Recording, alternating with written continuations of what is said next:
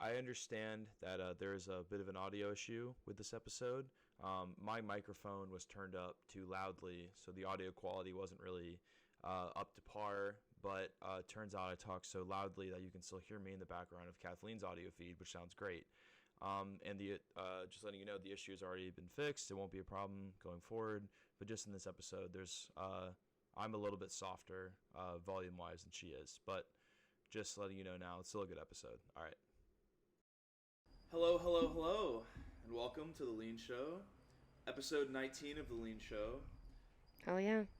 What's up? I can see you. You're right here in front of me. No, it's crazy. Isn't that crazy? It's crazy. What's up? We're in your backyard right now, and we're in my backyard. Beautiful Pensacola, Florida. Yeah. It's the birds are chirping. The bugs are chirping. The birds are chirping. We got full on nature outside right now, so it's pretty sick. Yeah, it's pretty sick. You know, and what's really cool is like the main reason why. Well, I mean, not the main reason, but one of the reasons why we're doing it at Kathleen's house, not my house, is I live right next to an airport, and then like within 5 minutes of me setting up my equipment out here, a plane flew right over. Yeah. So like, there's really just no avoiding them. Yeah, they fly low.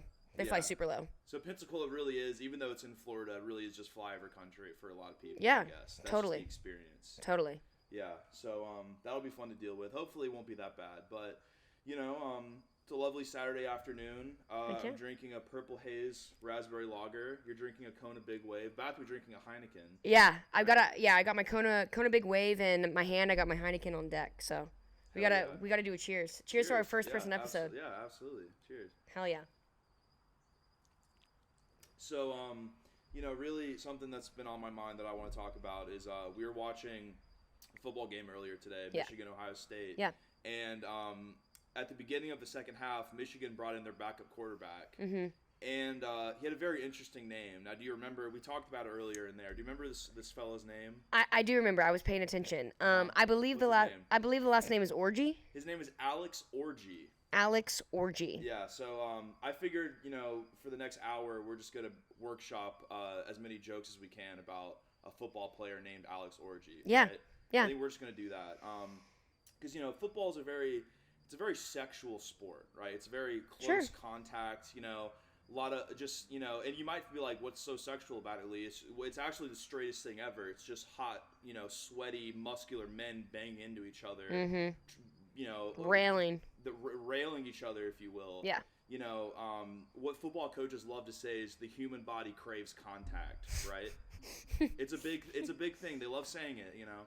That's what they're saying. The human body craves contact. But, you know, specifically with the quarterback position, think about the relationship between a center and a quarterback. I mean, that guy's hands are literally, like, up his thighs. Oh, yeah. You know, right in that kind of grundle area. Yeah. Right? Definitely.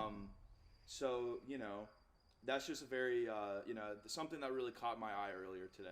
I wasn't familiar with that fella's name. Yeah, and it's you know, he's a college football star, so hopefully he makes it to the NFL and has a wonderful life. But I'm sure he's had a traumatic childhood because of that last name.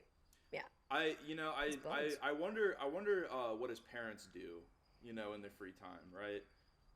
Because like, what if it just so happens that his parents, you know, they got a pineapple in their walkway, right? Yeah. You know, they got a painting of a pineapple in their house. Yep. And Alex, you know, he grew up with like, you know, we're not really from a tropical place. We don't really eat pineapple very often. Mm-hmm.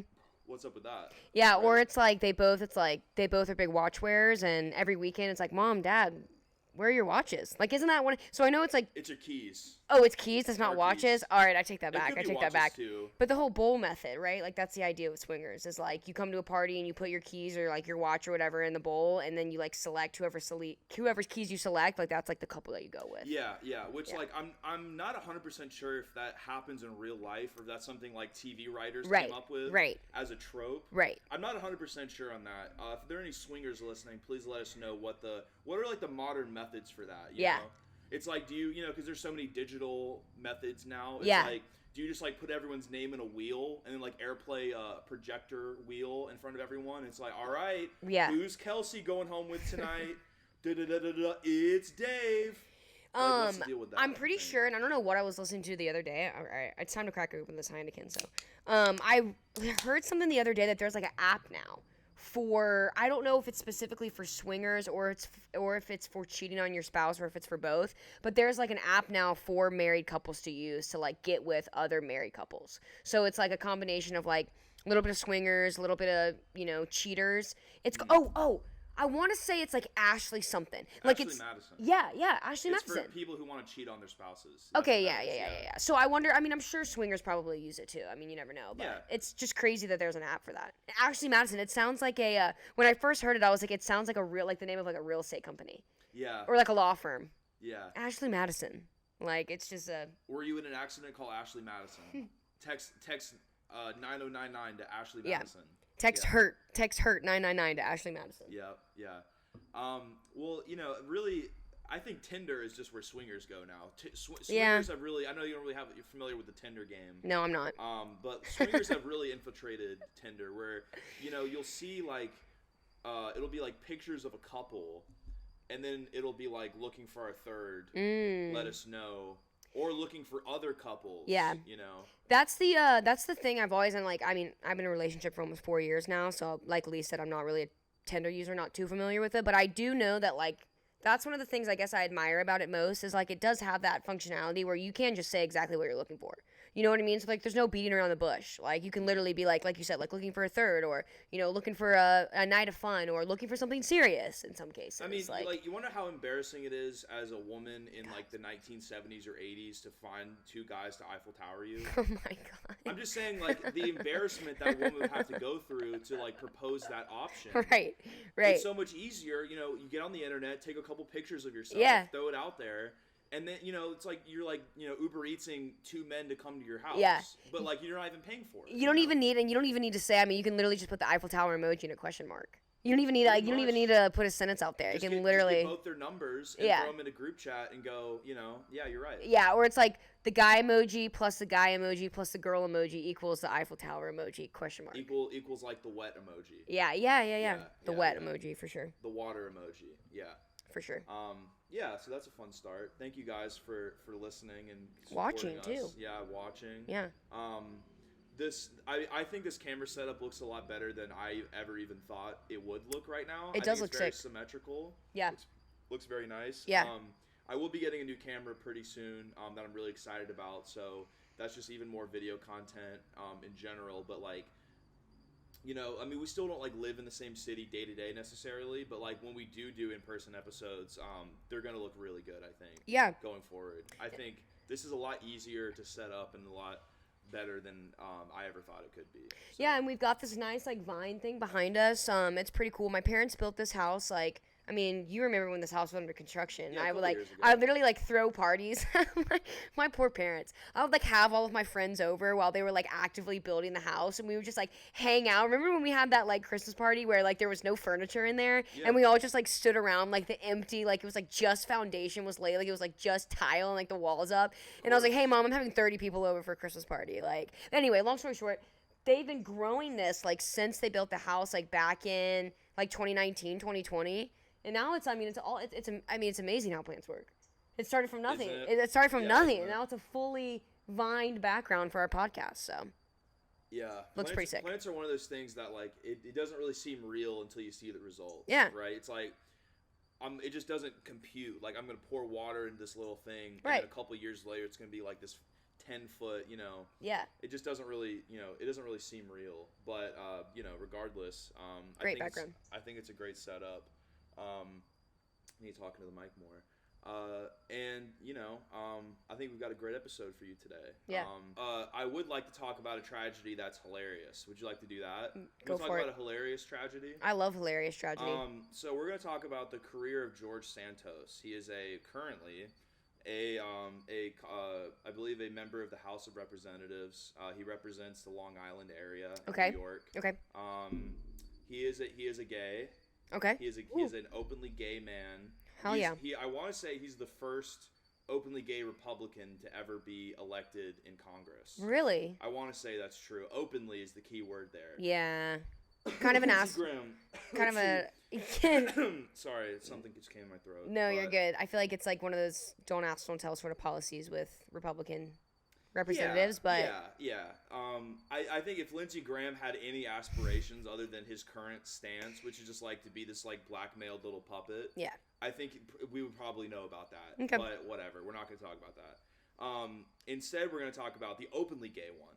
We're going to talk about George Santos. So if you're not familiar, there's a lot out there, but basically he got arrested a couple months ago for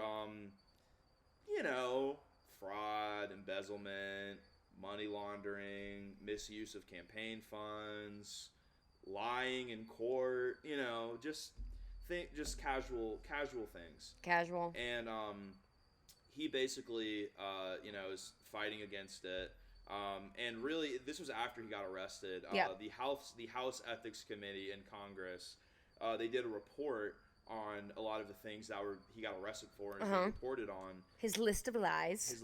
Yeah. Yes. And they were basically like, yeah, you did all of those actually. And you weren't really subtle about doing them either. So this is an article from Axios from 4 hours ago. Santos lashes out at colleagues as he stares down expulsion. Representative George Santos said Friday he won't resign from Congress, but acknowledged he will likely be expelled as he lobbed salacious accusations at colleagues and called the chair of the Ethics Committee a, quote, pussy, end quote. That's what it says. P ***** Y. We can only assume. We can only assume. I'm gonna make a journalistic assumption. Right. And say he called him a pussy. Okay. I'm on board. Which is not really that's a very straight masculine insult. Yeah. But I guess for sure. pussy's for the gays too. Yeah, definitely. Yeah. They can use it too. I don't want to gatekeep that word. No. So, why it matters, quote, or not quote, that was in bold. A growing number of lawmakers in both parties who previously voted against expelling Santos, because they're all blackmailed, have flipped and now say they will vote to remove him following an explosive ethics committee report. Santos said he knows he is going to get expelled when this expulsion resolution goes to the floor, adding, "I've done the math over and over, and it doesn't look really good." Okay. Okay. All the right. math. I've been crunching the numbers, and turns out, you're not allowed to use campaign funds on going to Dior. Right. I didn't know that. I didn't know that either. Hey, is it a crime if you break a law but you didn't even know it was a law? It's a good question. That's a question for the lawyers. Right. That is a question for the lawyers. Will, let us know. So. Okay, sorry. No, you're good. Make sure I was still recording. You're good. In an X space, again, editors want to be right. In an X space, which is Twitter, hosted by journalist Monica Matthews, Santos said, "X gonna get." Were you doing the X gonna give it to you? Yeah. For the like audience, that. yeah. I like that. In an X space hosted by journalist Monica Matthews, Santos said he is, quote, not going to resign because if I resign, I admit everything that's on that report. The bugs.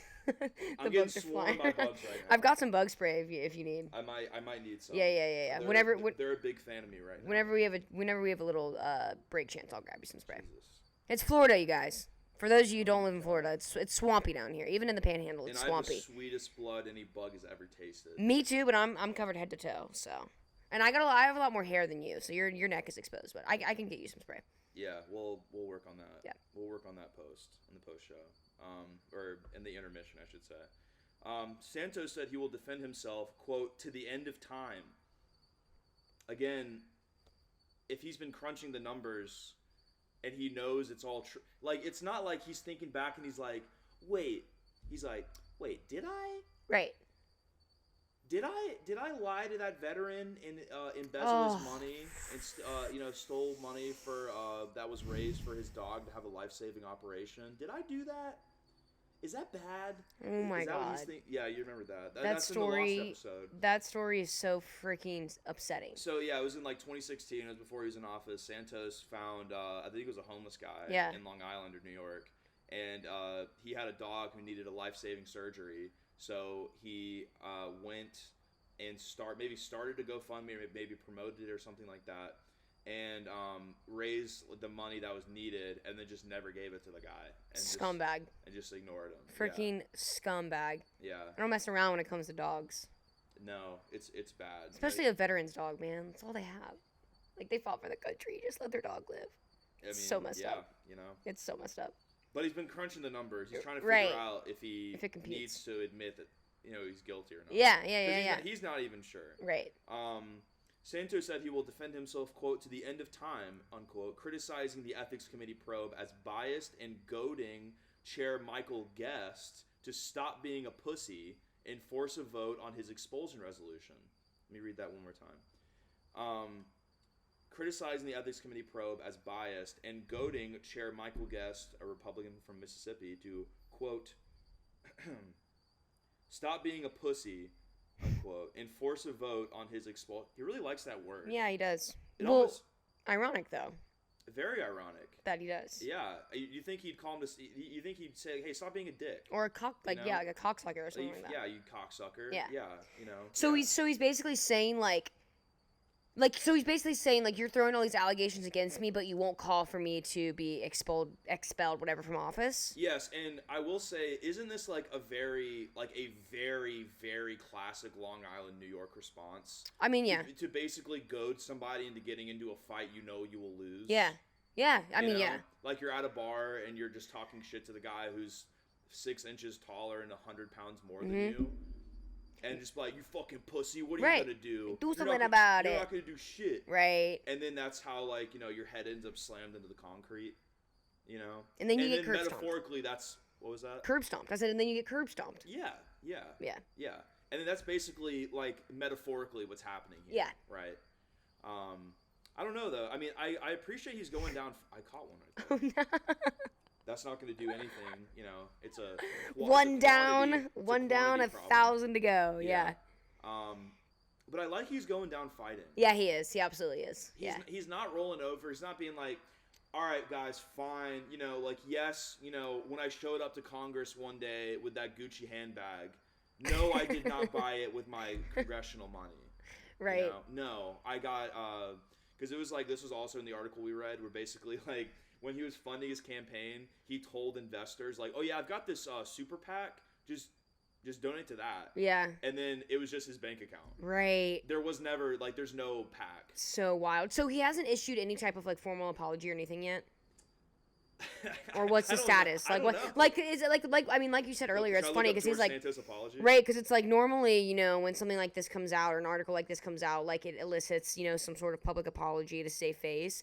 But like you said, he's kind of going down guns a-blazing. He's like, all right, yeah, I do it. It's like he hasn't admitted necessarily to doing what he's been accused of, but he's like, oh, you're saying I did this stuff? All right, fire me then. Okay, hold on. Is there Are you ready for this? Yeah, is there an apology? Yeah. George Santos apologized to a GOP representative after smearing him over his son's drug addiction. Oh. Quote, I am embarrassed and deeply sorry. That's the only apology that came up when I looked it up. So he was talking crap about another representative and used his son or his child's drug addiction to be well, you're like one of those things oh, well, your kid's a drug addict. One of those things. Yeah, so he said damn, this guy's going to hell. Santos responded hold on, let me see what exactly. So Santos initially went after Womack and his family after the Arkansas Republican posted a joking message to social media following the House's decision to not to expel Santos. Quote, last night the House saw its shadow. Unfortunately, this means 2 more weeks of Santos. That's pretty good. That's so oh my god, good. that's is that the headline? No, that's what this guy said. Oh, okay, cool. And he goes, cool. oh, 2 more weeks of Santos. Your son is a heroin addict. Yeah. Well, here's what he actually said. He goes, Santos responded with a vitriolic post of his own highlighting Womack's 36-year-old son's criminal history. Quote, your son is a felon. He has been in and out of the prison system for years. He's a drug dealer, poisoning people on the streets with meth and unlawful possession of a gun. Instead of being home taking care of your son, you're sitting pretty in the swamp. That's what he said. That's so messed up, dude. Yeah. That's so freaking messed up. This guy is psycho. He's no empathy. Probably a sociopath. The article ends with definitely just a compulsive liar. Yeah, yeah. Yeah, we need bug spray after this. Yeah. Santos is still facing 23 felony charges, including allegations of aggravated identity theft and credit card fraud. He's pleaded not guilty to all charges. Thank you for that. Okay, so yeah, and I think we, in the last episode, we had gotten to that. So he has been charged. He got indicted. He went to jail and bailed himself out. probably. Okay, the so campaign funds. I explained. So okay.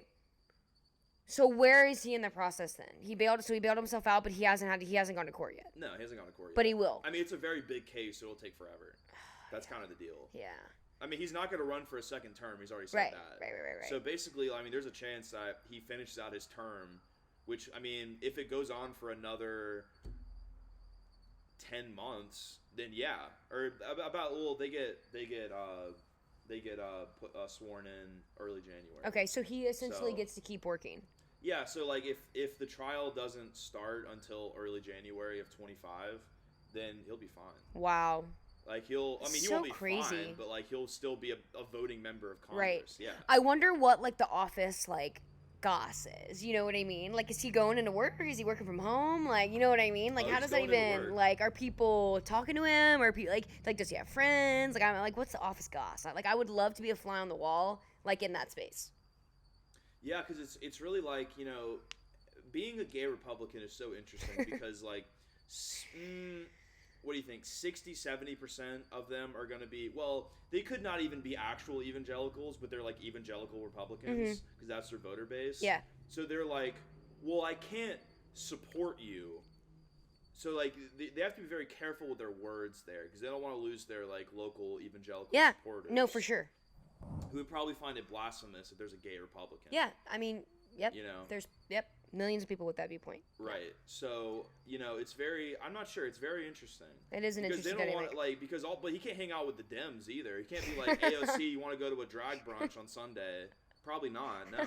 I love that term, Dems. And I'm like so like impartial. I mean, I think I've said this on the pod before. I'm like, literally like, I vote Green Party. But I love the word Dems. I freaking love. It's just got a stank to it that you like just it more than liberal. Yeah, or I mean, there's libs, but Dems is just it's got a stank to it that I just freaking love. Like it's like what do they say? It's like scratches that itch in your brain. Mm-hmm. Like people are like, oh, this woman's voice scratches that itch, or like this like ASMR. Like the word Dem scratches that itch in my brain like so hard. I don't know why.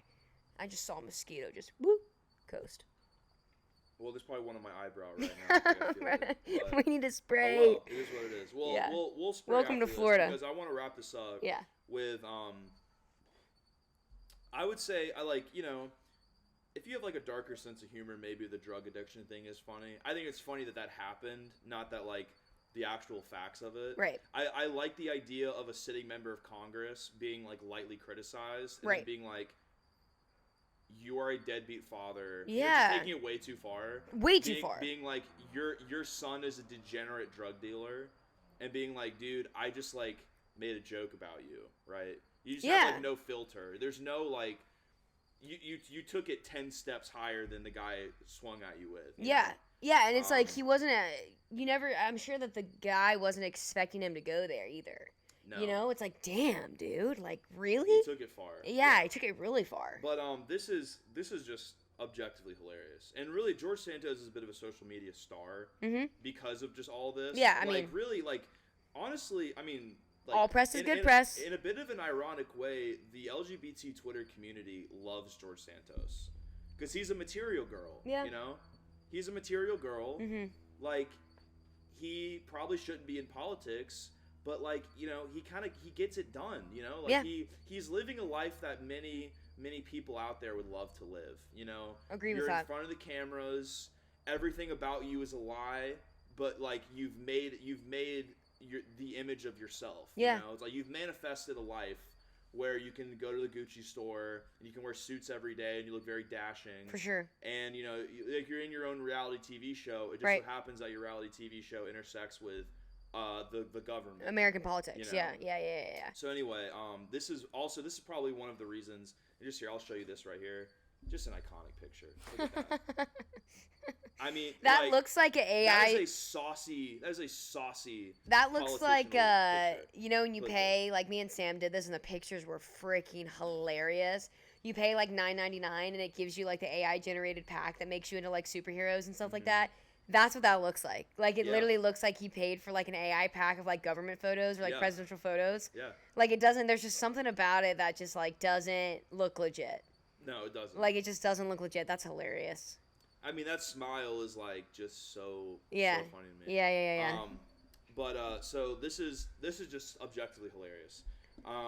So on September 29th, 2023, is when Dianne Feinstein passed away. Now, do you know who Dianne Feinstein is? I know the last name, but I don't know that person. She was a congresswoman out of California. She was a Dem, and she was like, her legacy is definitely absolutely gonna be like, she was like basically a corpse walking around Congress the last couple of years. Yeah. But she just refused to give up any power and refused to like let someone actually make changes that like the people, because like she was just like an incumbent, right? Like the classic incumbent where she would just win every primary, every election because people knew her. Right. But she actually like she's like a Pelosi type, a type where like a Schumer type, like they don't want change. They kind of like how things are going right now. And then occasionally they'll be like, yeah, gays are cool, but like they'll get like these little wins, but then like nothing's actually gonna change. Right.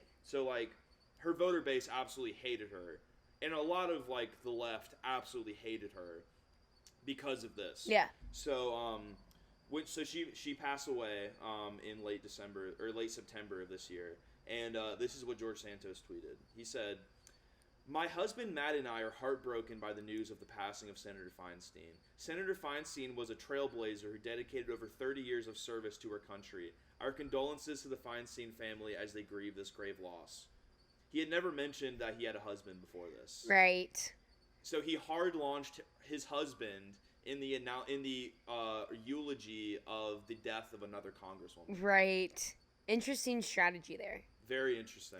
Right, because it's like you would think like with a post like that, like you're not gonna get not trolled, but like backlash, I guess. It's why I think he has such a fan base, because he's not dumb. He's actually very strategic, right? Seems like he's like, oh, this is great. You know, it's like no one's gonna be like, wait, you have a husband? They're gonna be like, oh, look at that, very nice eulogy. Right. But he just kind of sneaks it in, right? Yeah, he slipped it in. Absolutely. It's very similar to me when Kevin Spacey like came out as gay after he basically, or for that kid was like, hey, you sexually assaulted me when I was 14. He's like, guys, you're right. I'm a gay man. Right. I'm a homosexual. You're right. It's like that's not the issue at hand, right? Yeah, dude. Yeah. And he's like, guys, trust me, this will work. And then it didn't work, thankfully. Yeah. He hasn't really been in anything since, other than those weird House of Cards videos where he like plays Frank Underwood on YouTube for Christmas. Oh, I have not seen that. We'll watch those out. Well, I'm gonna pin that. We'll watch those at a later date. Okay, cool.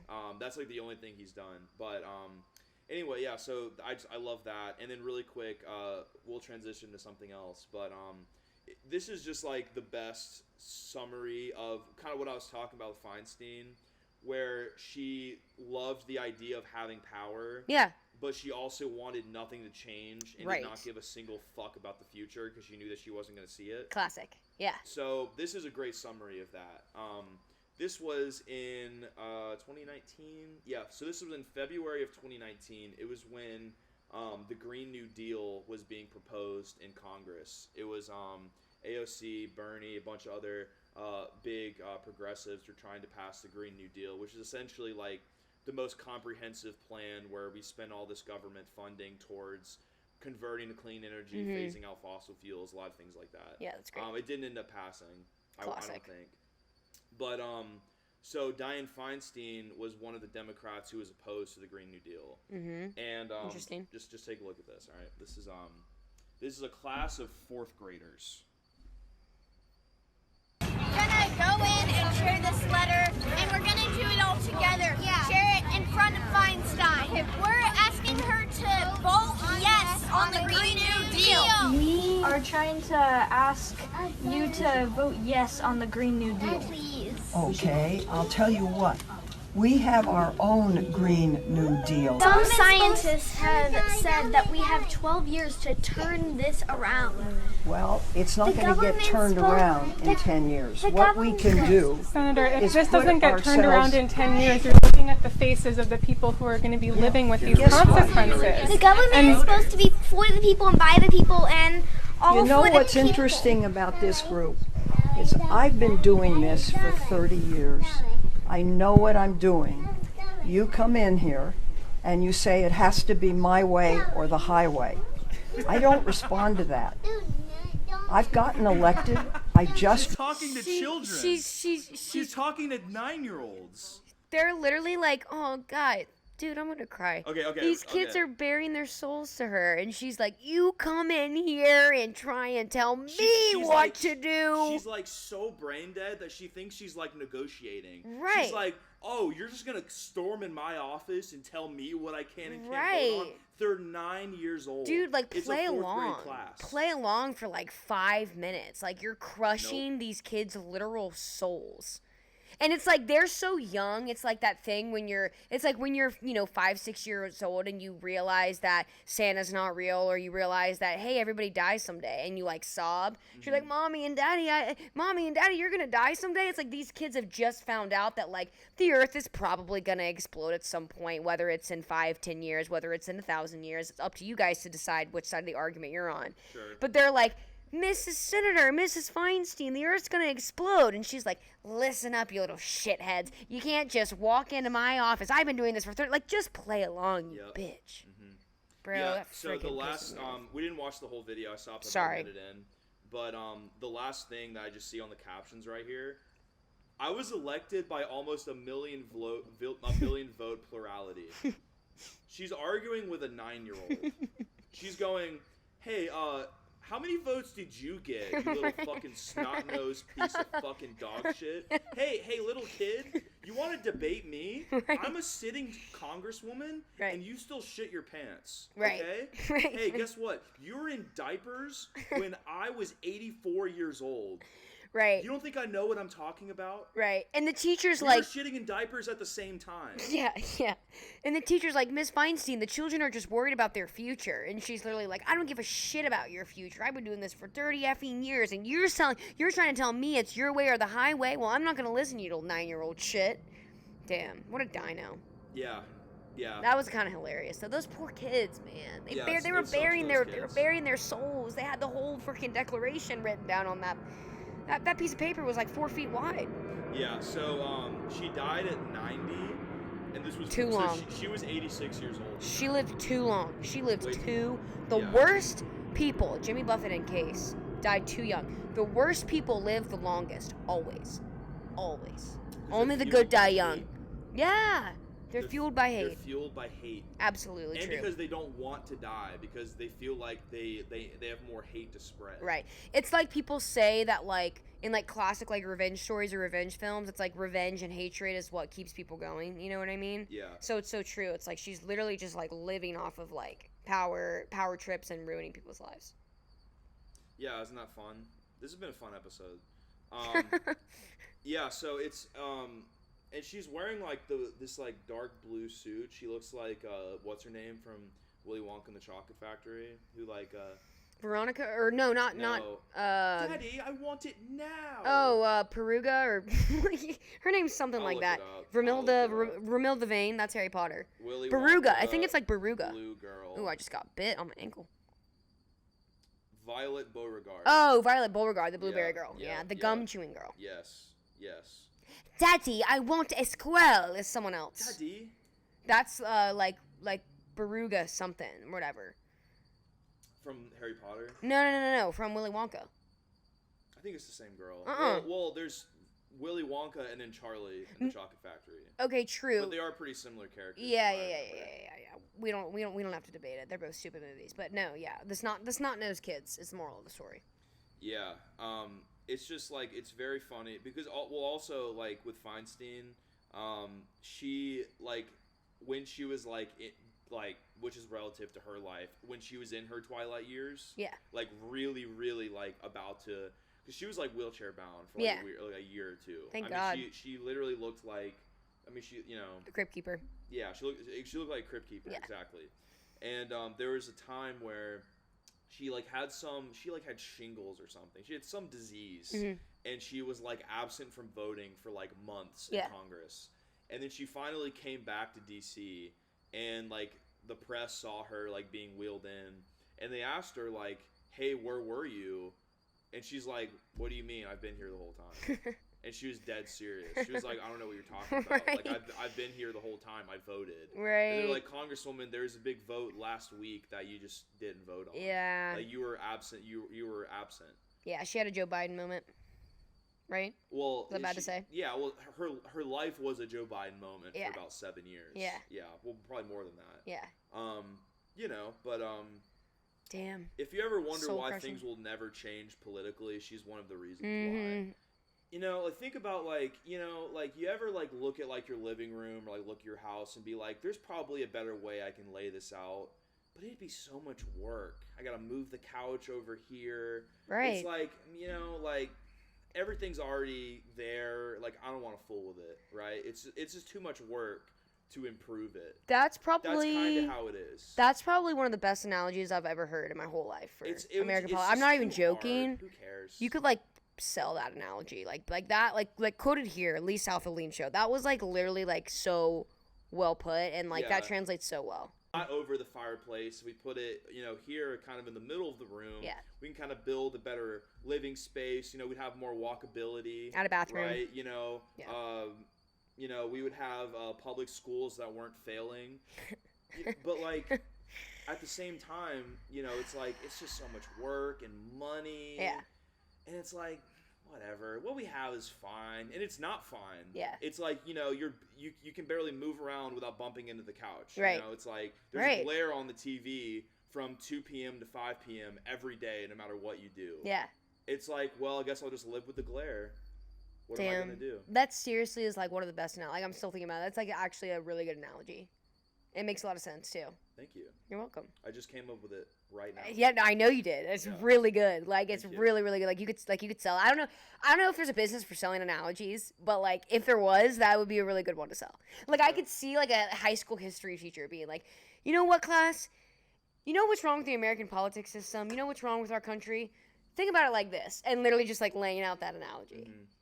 Sick. Maybe that's the clip. Maybe that's the clip for the week. Yeah. You know, we'll see. Maybe we reach out a hand to our fans that are interested in politics. We haven't really done All that one yet. of them? Yeah, all one of them. The only one. Exactly, the only one that's interested in politics. Mhm. No, that would be an interesting clip. Yeah, I love that. Okay. Far. Oh yeah, it's so fun in person. Yeah. I'm so glad we get to do this. It's just like you don't get the Zoom delay. We can No. actually like talk about things in like real life and Yeah. like, not have to like work through that. Yeah. It really does kind of change a lot of like the dynamics of talking. It does. I find, yeah. But so thank you guys for. Let me get back in frame. Sorry if I might just like have veered out of frame a couple you're times without realizing it throughout this episode. But you know, we're learning and loving and living. Yeah. Just like everyone else is. you Yeah, know? totally. So so what I thought we'd end today with is a story. This is not really a new story. It'll be new to you, so it'll be fine. It's not really like timely. It doesn't need to be timely. Everything's But new to me. I'm just curious your thoughts on this, because like you are, I would say at best a very casual sports observer. Yeah. Like at best, at like your most hardcore, you kind of casually enjoy some parts of it, right? Is that Yeah, fair to say? yeah. I mean, I would say I'm a big Florida State fan, Sure. but only football. But yeah, everything else, I'm a casual observer. Like I was watching the Michigan Ohio State game. Mhm. What I was there. Yeah, I that's watched fair. it. Yeah. And so this is a good comparison to me because like I wanted to be a sports journalist for like a lot of my life. Yeah. I wanted to be a sports broadcaster. I went to sports broadcasting camp at Emory University in Atlanta, Georgia. That's so cool. 2 years in a row. It was Yeah. actually fucking sick. It was actually like super fun. Yeah, But, sounds like it. We're not talking about that tonight. We're talking about I'll just read the headline and then I'll kind of give the context. Mhm. NFL reporter Carissa Thompson admits she used to make up fake sideline reports. So here's the story. Carissa Thompson she currently works for Amazon. She's like the host of like the pregame, halftime, and postgame show Okay. of the Thursday Night Football Amazon game. Because Amazon owns Thursday Night Football now in the NFL. Baffling. Sorry. Yeah, well, it's also baffling. Like, we can talk about this, I guess, if you want to, but like, it's crazy. They had a Black Friday game yesterday, and I was at work for a lot of it, so I only watched the beginning of it. Yeah. But it was crazy, like the amount of advertising from Amazon being like, "Hey, scan the QR code on your screen to get this Nintendo Switch that's 10% off." Right. it's kind of genius, but also like really depressing. Yeah. Because you're like, oh wow, like we are just like nameless, faceless consumers. Yeah, we are. Like that's really all we are. We really are. Yeah. It's like we're like we're only really as valuable as the money in our bank account that we're willing to spend. We're just sponges. We're sponges, and we just soak up whatever is in our periphery. Which, like, usually, you know, they're a little more subtle about it, so it's not as depressing. Yeah. But in this case, they were just extremely upfront about it. Anyway, point being, her name's Carissa Thompson. She works for Fox. She has for a long time, and one of her jobs that kind of got her known was she was a sideline reporter. Yeah. Right? A Lisa Salters, who I met during sports broadcasting. Oh, cool. Your claim to fame. She gave me a compliment, actually. We did this improv segment in front of everyone where we improv the sports desk segment. Yeah. And there was a moment where I was the host of this fake segment. Okay. And I asked a question to like one of the guys on the panel, and then he gave a one-word response. Yeah. And then I like transitioned that into a commercial break. Okay. And then immediately we went last. Yeah. And immediately after, Lisa Salters, who's like she still does like NBA sideline reporting. She reported for the Super Bowl. Okay. Very well known sideline reporter.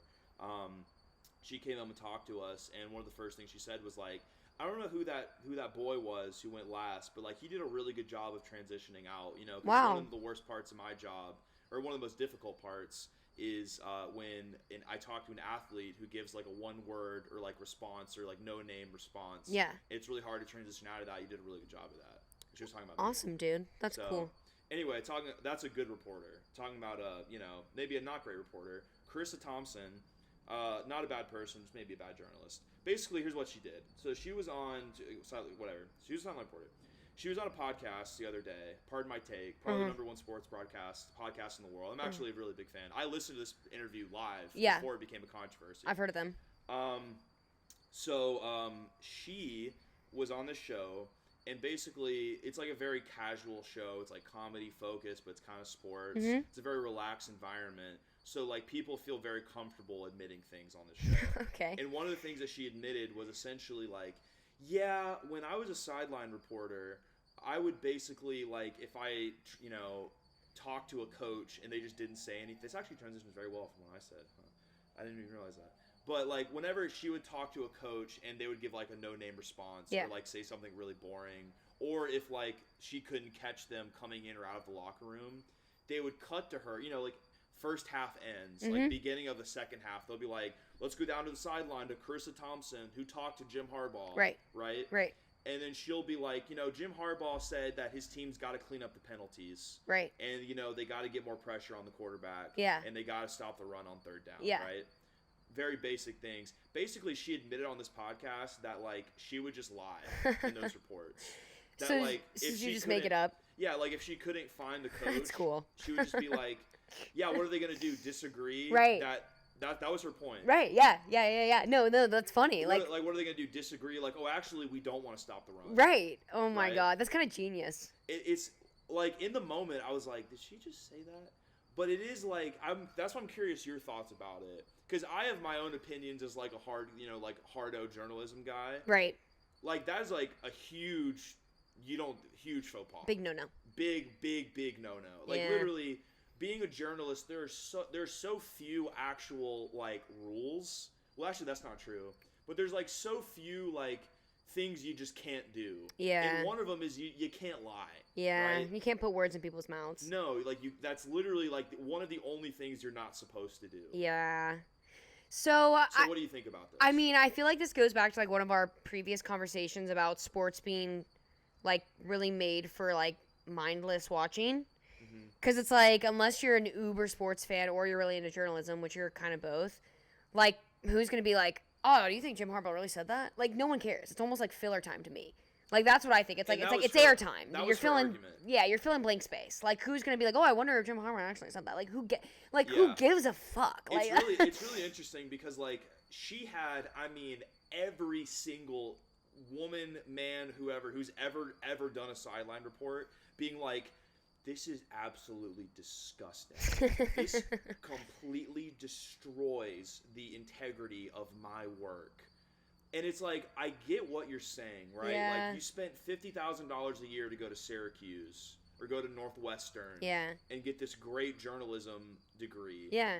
And like, you know, it's a big faux pas. You're not supposed to do it. Right. At the same time, it really is kind of hilarious to be like, you're ruining the integrity of my reports that are saying like, man, you know, we gotta stop the run. Yeah, it's kind of like it's like really basics. that crazy. Right, and it's like something that like I could even like me having no journalism experience and not really knowing anything about sports could probably say. Like if you know what I mean, like if you came to me at any halftime game and was like, "Oh, what does Michigan need to do to like step up their game in the next half?" I'd probably be like, "Oh, you know, they probably need to just tighten up a little bit, like, you know?" Anyone could do it. Yeah, you know, protect the quarterback, stop the rushes, you know, and I'm like, I mean that I know like pretty much less than nothing about this kind of stuff, and it's like I could even come up with something simple like that. So I think, I mean, I get that it could be offensive to people that do take their job seriously, which is great. I mean, it's cool to take your job seriously, 100%. But also, it's like when it comes to sports, I'm definitely on the side of like, is this really that big of a deal? You know what I mean? That's why it's so interesting to me now. Because like, if you asked 13-year-old me, I would be like, "What disgusting. are you talking about? Of course, it's important. It's sports, right?" Because nothing was more important than sports. Right. Then you get older, you get a little perspective, and it's like, all right, yeah, all right, okay, fine. But like, really, I guess the thing is like, the one thing that I'll say that I think kind of makes a lot of sense to me, that kind of like fills, because I'm very conflicted on this. Yeah. It's more that I think like, just because the average sideline report is like, hey guys, you know, I was talking to the defensive coordinator and he said that, you know, if they need to get some stops, right? Just because that's like the standard doesn't mean, like, for the most part, my argument would be like, okay, like, it's not, like, you did a mediocre job of reporting that. Yeah. But like, what if you reported like an awesome story based on that? You know, like, what if like, you know, you talk to the coach and like they're down a lot. Yeah. And the coach comes out like fired up and he's like, trust me, I got those boys fired up. I know what I need to say. We're going to go out and win this game. Yeah. Right? What if it's like something cool like that? Right. What if like, you know, you tell a story about like, yeah, you know, the senior quarterback of this team, you know, who's about to play in his last game, you know, like a Tim Tebow, you know, before in the halftime of the national championship situation where, I don't know if you've seen that speech, but there's a very famous speech. They were down at halftime to Oklahoma, and he gets up and he's like, 30 minutes for the rest of your life. 30 minutes, and he's like, it's very impassioned. True. You know, it's a really cool video. He's, you know, in a room full of criminals and murderers. Right. But you know, it's it's a sport. It's a football game. Yeah. But like, you know, like, just because like the expectation is your job isn't that important and no one really cares what you say, right, doesn't mean that like you can't do good work in it. Yeah. And I think that's why like so many journalists got like defensive about it. For sure. Being like, well, you like, you know, there's way more to it than that. Like anyone could do what you're doing. Yeah. But you like build a relationship with them and then they tell you things, you know, like more closer to the team because they have a trust in you. Right. Things like that. God is shutting down the lights. Yeah, I know. I was just about to mention it's getting dark in here. Yeah.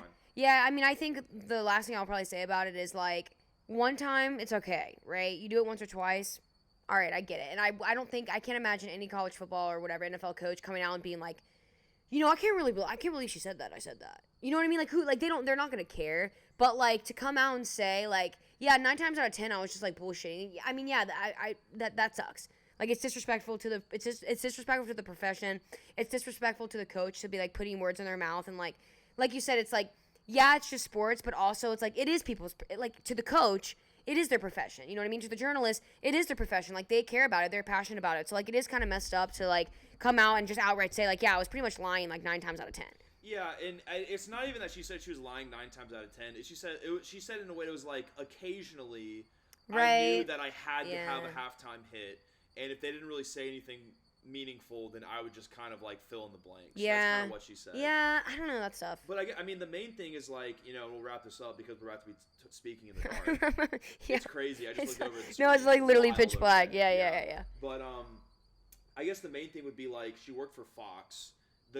You know, not to defend the fucking Murdochs, but like the media deals to air these games on television are hundreds and hundreds and hundreds of millions of dollars. Right. College football is big fucking business. Yeah. Big business.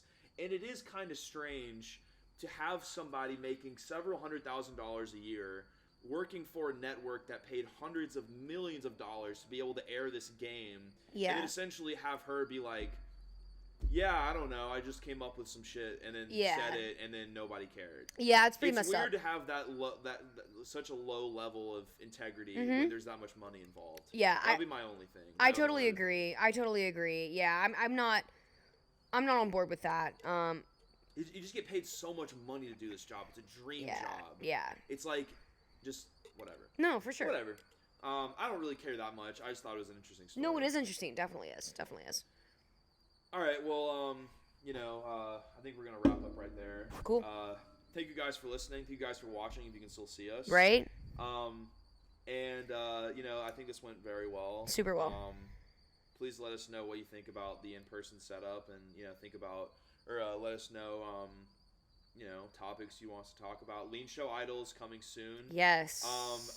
We thought about doing it today, but we had never done an in-person episode, and I just want to make sure we do it right, because I think we really have something there. Yeah, we do. I want to make sure we do it right and do it well. Yeah.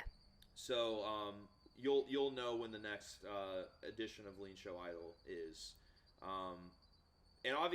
I really do think we have a shot about getting some of these people live on. I hope so. I really hope so. What is Clay Sutton doing day to day, right? I'm sure. Rolling through the mud. That's what he's doing. Yeah, he's rolling through the mud. Yeah, but when he's not rolling through the mud, what's he doing?